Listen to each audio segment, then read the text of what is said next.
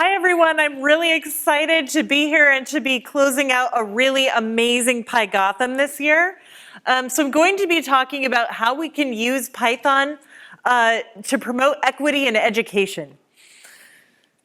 So I really want to have a conversation with you beyond just today, so please tweet at me. I'm at TeachPython, and I've included some hashtags that you may not be aware of that are part of the computer science education world there, just for your reference if you want to join that conversation. All right, so let's start with some stories of Python in the wild, and by the wild I mean the classroom, which can get really wild. So all of these are pictures of real kids in real classrooms, and I have been told about every single one of these kids that they cannot or should not learn Python.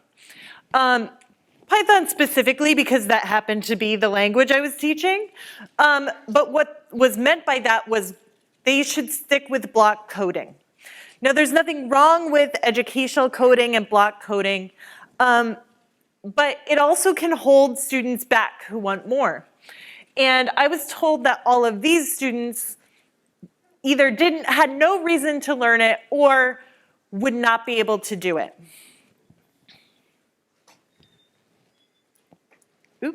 And all of these students are the students who learned Python and built something that mattered to them using Python. Just real quick, if you're wondering, the blank space, that's a baby. She is here today, but doesn't know Python yet. So because these students learn Python, they could build something way beyond what they were able to, and something that meant more to them than what they were able to with the limited educational language. So, the ACM, the Association for Computing Machinery, gave a report called Running on Empty in 2020. And this report was about our being the United States lack of education in computer science, that we are not preparing our students for the 21st century. And this is what the writers of that report found. They said the lack of access to K-12 computer science education or privileged knowledge is what education researchers have described as a significant social justice issue for the 21st century. There's a couple of reasons for this. If students don't have computer science education, we can look at it like science. What if we don't teach somebody biology? You know, not every student's going to become a biologist, so why should they take middle school or high school science? Well, they should take it because we want them to know some basic things about how the world works. And the same is true of computer science now. We also want students to be exposed to things so that they know if they're interested in a career, and so that they have career paths remain open to them. By the time kids are in high school, they're really starting to become tracked. So if they are not taking the correct math or science courses, they might not have an opportunity to study computer science later on. For example, Cornell only accepts students who have taken calculus in high school. So there are students who don't have calculus offered at their high school. So we're talking about, so why? Why does this matter? I think we all know, but I want to go over just a few very recent statistics. So this report called the Reboot Presentation, it's by Melinda Gates' organization, Pivotal, just came out, fresh off the presses. What you're seeing here is the percentage of girls in each of these categories. So middle and high school girls interested in learning CS were almost 50%. But then they make up only 23% of AP test takers. Now that's of kids who have access to the AP, which is a whole different conversation. That's a very low percentage. Next, we have young women who have a bachelor's in in either computer science or information science, 19%. Then we're looking at the workforce, right? So 26% in the computing workforce, but then we look at women of color, and we're at 1% for Latino women and 3% for Black women. So this is something that this group of companies that came together to do Reboot said, this is bad for us. This is bad for society, and it's bad for our bottom line. Okay, and here we're looking at percentages of people who have a bachelor's degree in computer or information sciences. The dotted line is men, and the colored bars are women, and it's divided by self-selected race. So white, Asian, Latina, Black, and then Native American, Alaskan Native.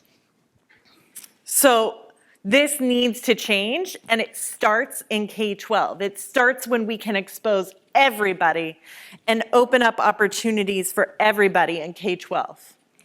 Okay, now let's talk a little bit about intersectionality. How many students in this classroom right here do you think have a disability? Just take a look at the students in the picture.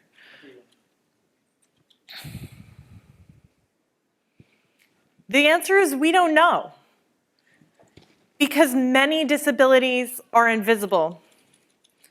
But according to the National Center for Education Statistics, we think it's probably somewhere between 15 and 25% of students in the US.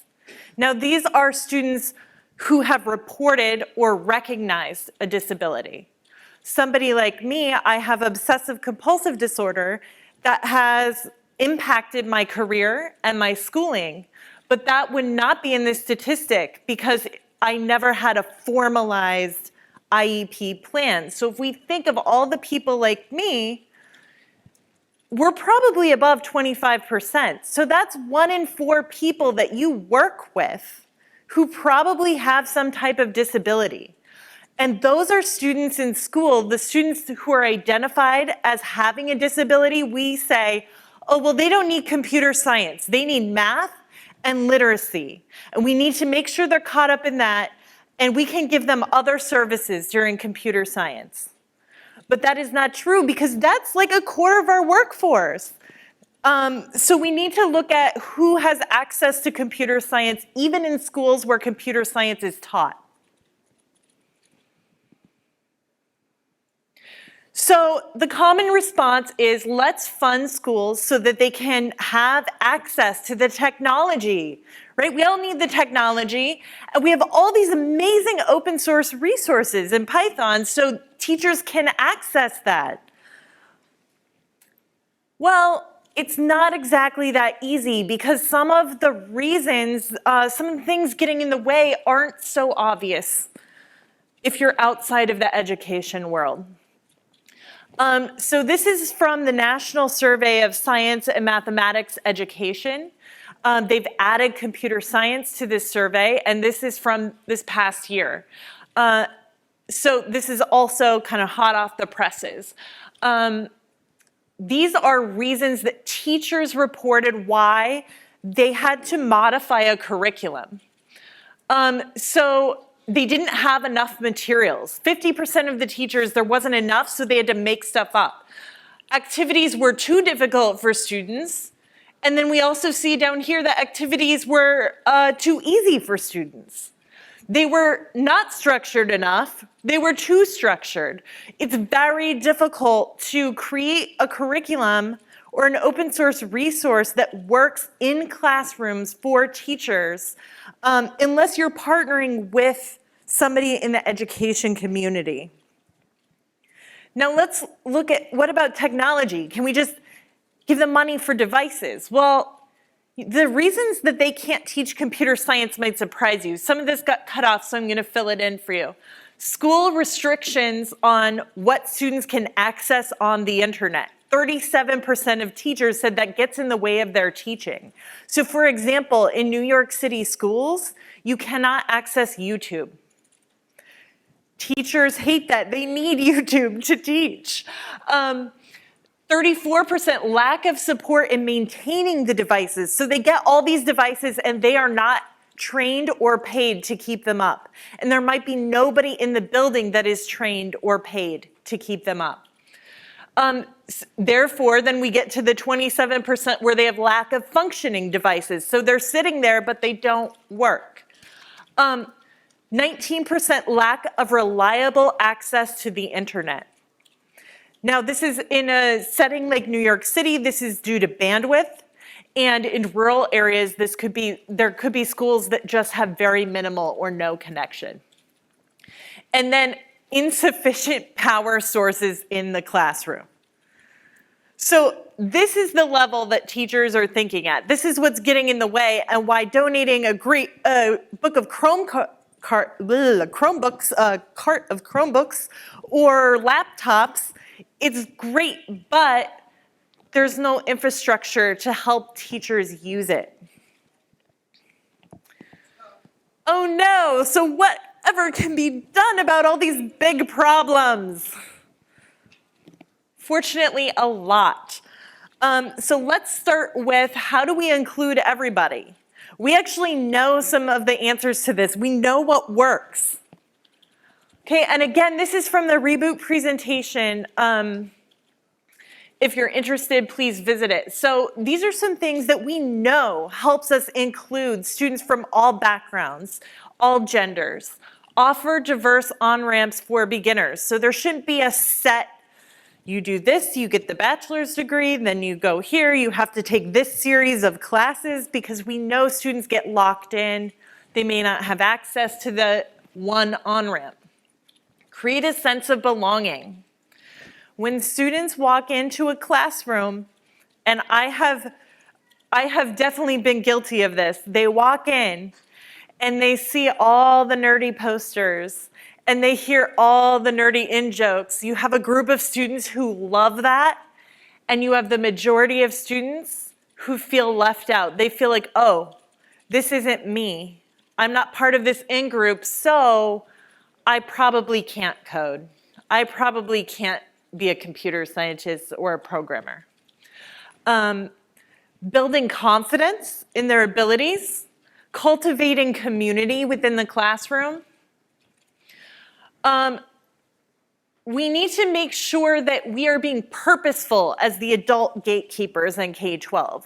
So just because I'm female and I'm teaching a class, I can't just be like, oh, well, now I'm gonna have 50% female students in my class. That doesn't happen. Our gatekeepers need to be trained, and it needs to be intentional, their inclusion of students. We want to start fostering interest in kids, helping them identify with these different careers, help create continuity between their different experiences when they're coming from middle school to high school or school to after school, and providing access not just to the technology, but to the experiences that make people pursue programming. All right, next, this is another great resource, csteachingtips.org. It is a NSF-funded project.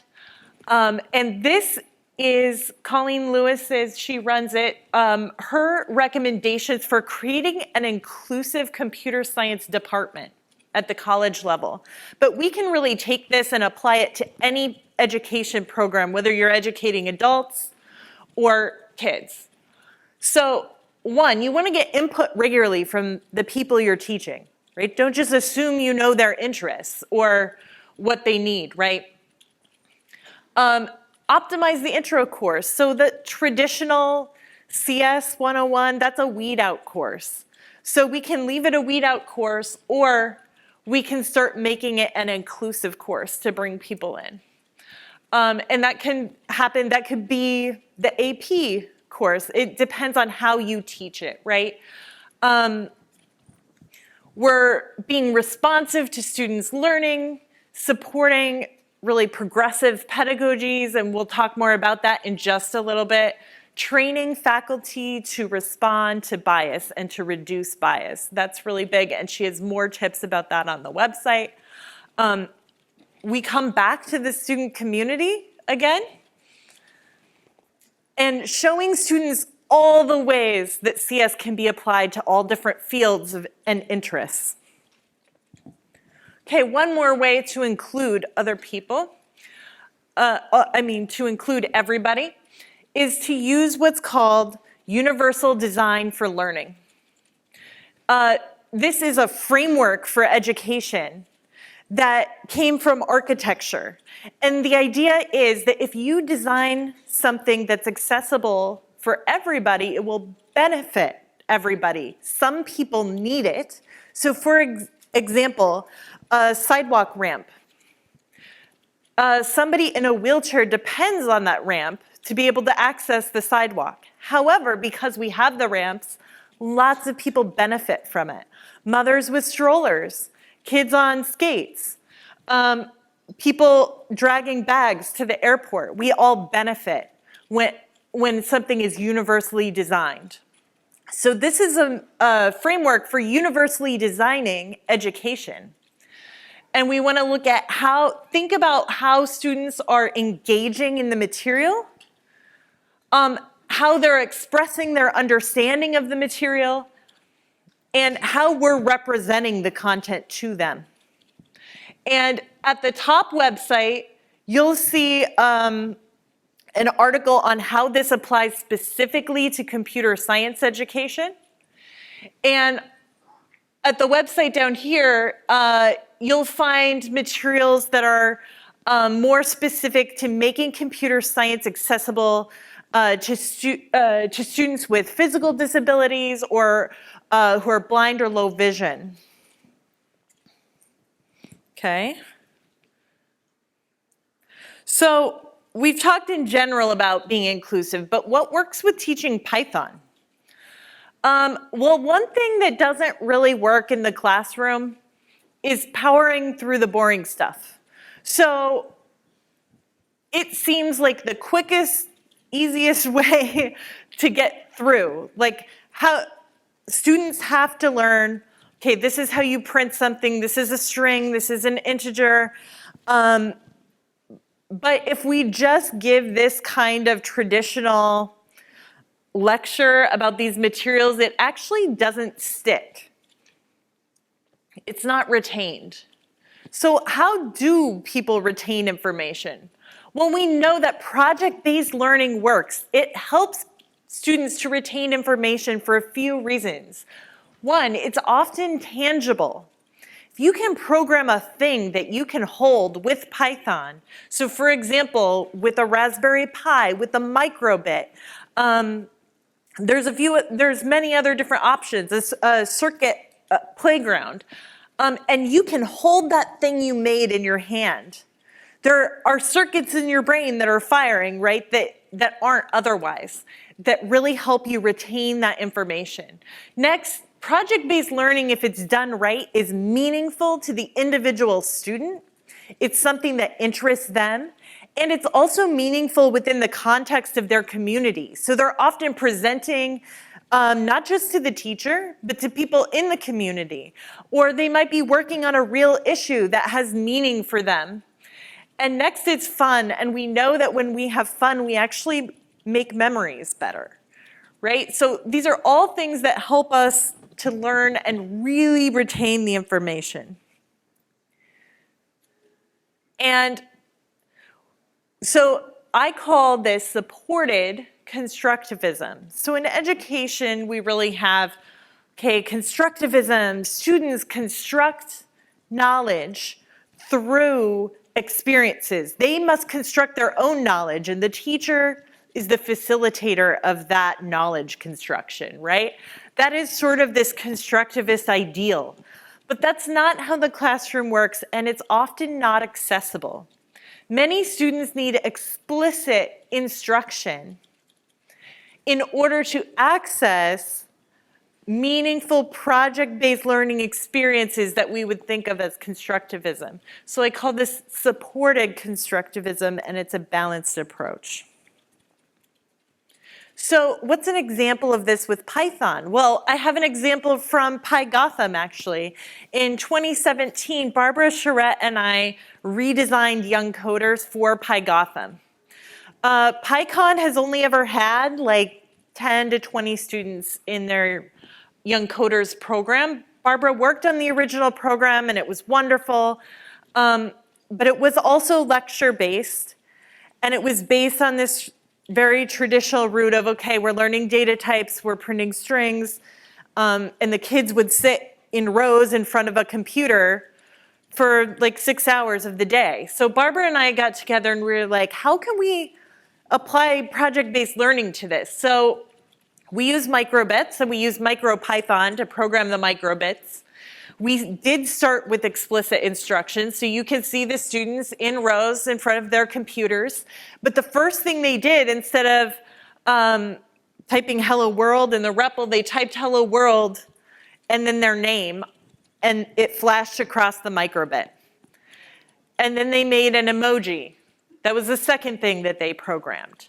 Now, the second half of the day, after they'd done that, they went around to different stations and they made 5 different projects that they could take home. So this project right here is a music player. We had a buzzer that they could attach to the microbit. They made a mood necklace and a couple, a pedometer as well. So, and we were able to have 50 students at this event because it wasn't just everybody sitting in rows drilling all day, right? Okay, so what's another example? So now we're sort of getting into the weeds a little here, talking about pedagogy versus what we would do in a professional programming environment. These statements are all ways that you can print a string. They all work. Now, some of these ways you may like, and some of these ways you may not like at all. And in a code base that you have, there may be a specific one of these that you have some very good reasons for using, and some that you have some very good reasons for not using. But those reasons aren't considered when we're choosing which of these statements to teach to students. So when I have to choose one of these, I have to think about which ones of these are hiding things, sort of are a magic box, and which are explicit about what is happening. Because the student has to start by understanding what's happening and how it works, right? Before they can use the one that's too magic-y. And then are there ones that are just too hard? They're just so hard to type, or they're just so confusing that the students get to a frustration level, and it doesn't matter if maybe that's the best one in the professional world, it's not the best one for them to learn. So there are different considerations when you're teaching Python for, say, somebody who's like, okay, I'm training, I want to be in the workforce, you know, in a year from now, versus some students who we want them to understand the basic concepts and to really get hooked in and to maybe make something important to them, right? Those are 2 different goals, and they call for 2 different decision-making processes. And by the way, there's no right or wrong answer on them, but it's just a different way to think about it. And then we also, so going back to this, what's your focus? Why are you teaching Python? What is the goal? So what you see here is an example from a platform called Codesters that teaches Python to middle school students. And what Codesters wanted to do was teach middle schoolers the concept of using an API. So the first thing that they did was they just had them type in the JSON command. that's not here because that didn't work for 6th graders. So in this case, we did choose to create a magic box, right? Because the goal wasn't for them. When we're talking about strings, I want the students to understand how printing the string works and that it's a function. But when it comes to the API, I don't need them to know all the details. I want them to understand, okay, we're getting data from somewhere else, we're pulling it in, and we're using it in our program. That's all I need them to know. So I can do some programming behind the scenes to make some very simple code for them so that they can then pull in some data for their projects. So again, it's context and it's about focusing on your learning goals. Okay, so let's talk about what works in open source. I mentioned open source teaching materials and Python materials earlier. So let's talk about what works for teachers in that. So at PyCon this year, I presented what I'm calling the Zen of Python education. We don't have time to go over all of it, but we're going to go over, we'll pull out a couple key phrases that apply to what we're talking about today.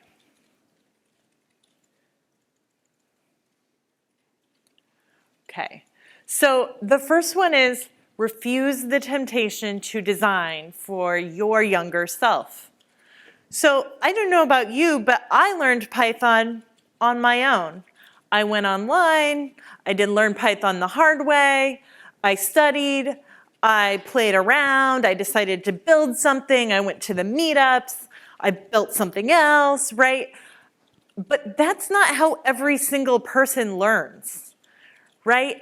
So we want to consider our learners, not how we learned.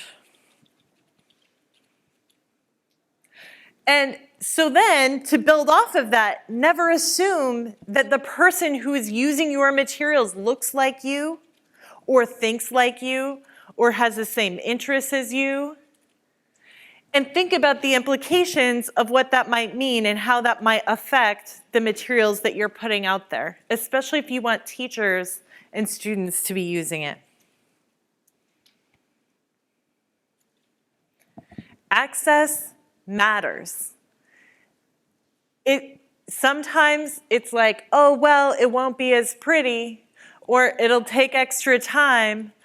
Many companies that I've consulted with, they know access matters, but they don't know how to make it happen.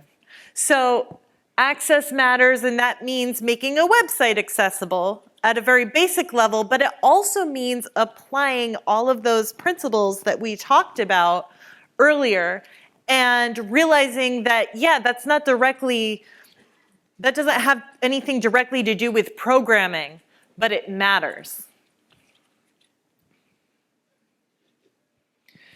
And again, if there's too many Python in-jokes, which I love Python in-jokes, my students do not know what Monty Python is and do not care to know what Monty Python is. They went through the Code Academy. Some of them went through the Code Academy tutorial, which is full of Python in-jokes.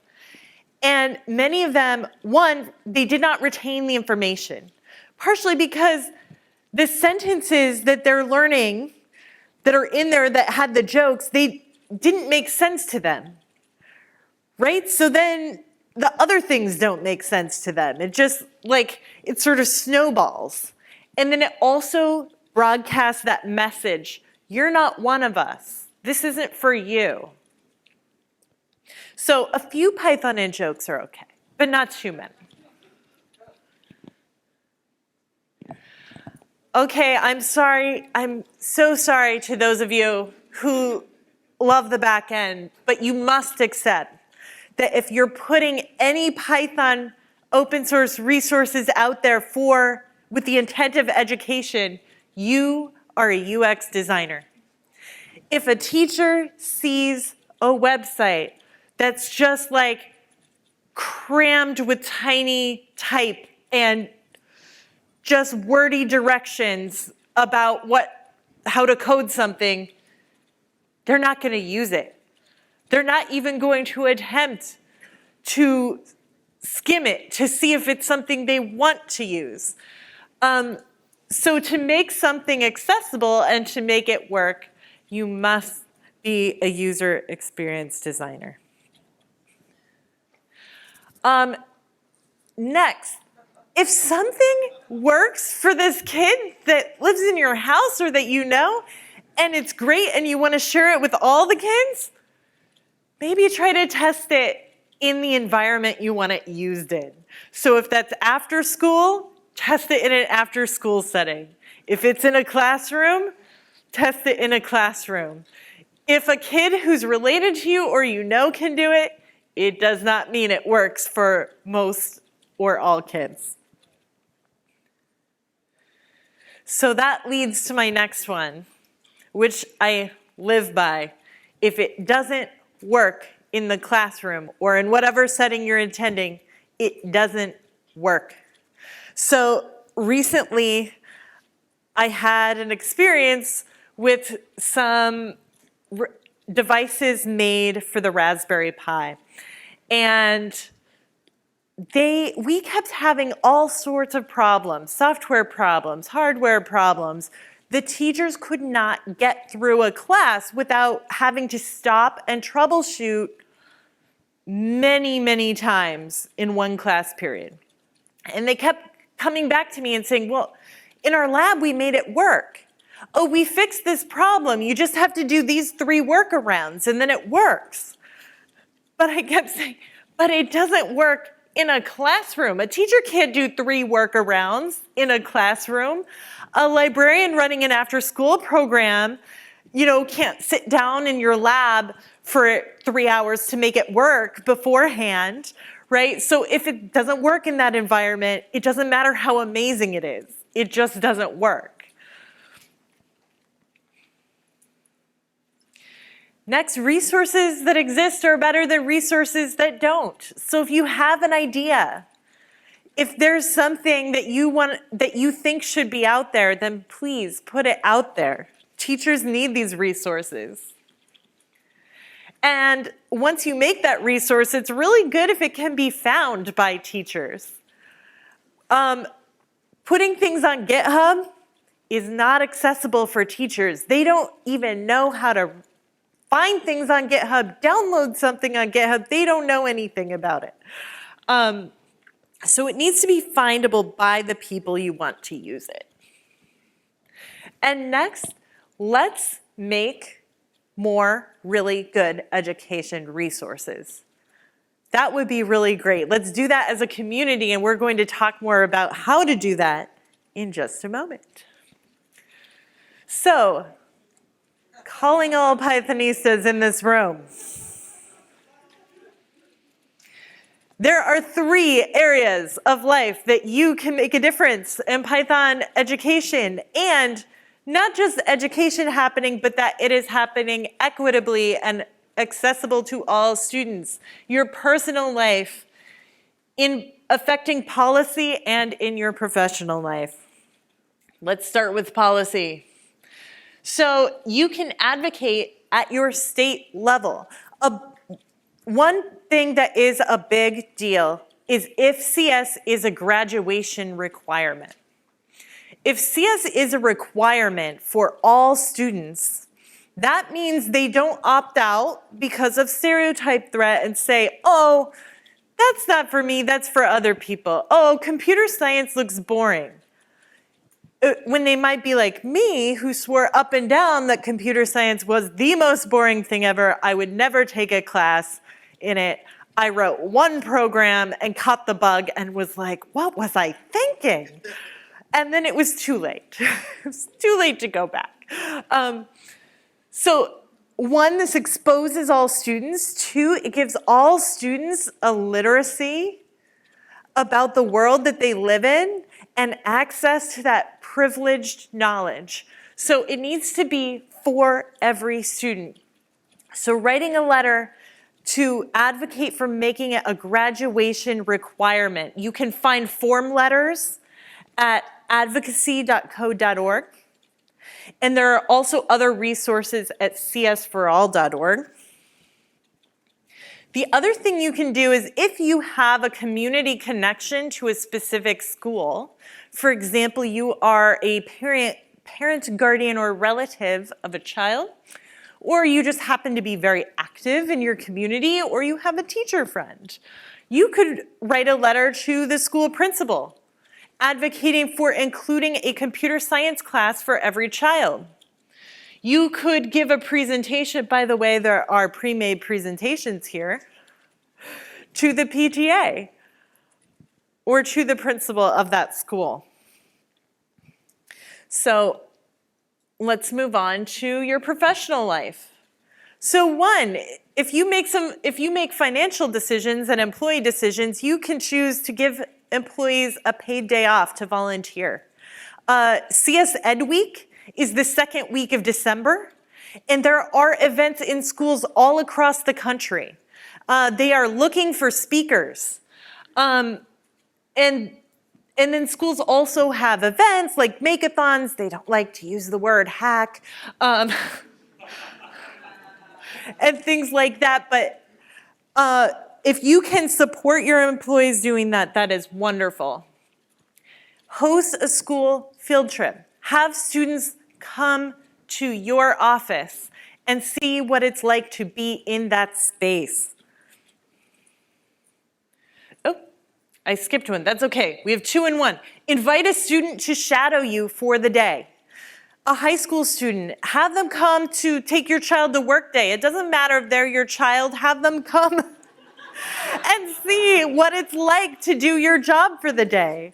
If you are a manager or in charge, perhaps you could encourage your employees have take your child to work day event. Boys and girls clubs, I know they will connect you with the child to mentor on that day if you would like. Also, you can recruit and support a first-time intern. So what that means is to get a tech internship, you have to be connected. You have to have already had a tech internship, as many of you might know. So the Whitney program, which is a partnership of Cornell Tech and CUNY, found that their CS students were not getting internships. And it was because they were competing with students who had already had tech internships and nobody would hire them. So the Wintern program from Whitney is a supported internship program. It gets CS minors and majors into tech internships for their first time internship. Students who have never had the opportunity to have an internship because they've had to be working or because they didn't have electives at their high school. All the things that sort of pile up that make it so your resume goes to the bottom, right? They secure internships and then they support those students to help them learn how to be successful at the internship. So that's one program. There may be others, but that's the one I know about. As an individual, if you are super passionate about this, you could volunteer to teach computer science at an under-resourced school. You do not have to give up your day job. These 2 organizations, you do have to give up sleeping in though. These 2 organizations will let you get up early in the morning and go teach once a week at a high school and then go to work. However, I have heard it is very rewarding. Every person that I know who has done this has loved it and has tried to recruit other people to do it. And lastly, you can contribute to an open source education project. So I have 2 up here. PPB is a game engine. You may have heard about it earlier because it's Piper's project. You could be a contributor to that project. Yes, you. Next, Python education. There's a Python education website announced by the PSF. I'm about to tell you how you can be a contributor to that. because I am announcing, this is the first formal announcement, there will be a Python education landing page. Yes. What will this page feature? So this is a project funded by the PSF.